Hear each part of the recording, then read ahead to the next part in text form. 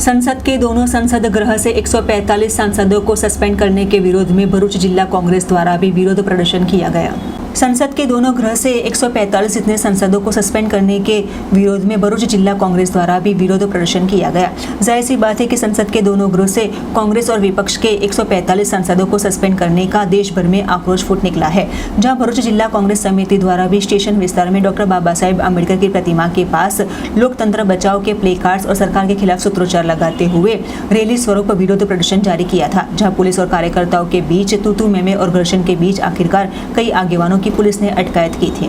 समग्र भारत देशની પ્રજાએ જોયું હશે કે સંસદમાં જે બનાવ બની રહેલો છે આ દેશના ખૂણે ખૂણેના લોકો પણ જાણે છે કે આ દેશની અંદર કેટલી બેરોજગારી વધી રહેલી છે, જેના કારણે સંસદની અંદર રજૂઆત કરવા જેવી સરકાર સાંભળતી ના હોય, શાસક પક્ષ પોતાને કઈ રીતે વિપક્ષને દબાઈ દેવાના જે પ્રયત્ન કરી રહેલા છે, ત્યારે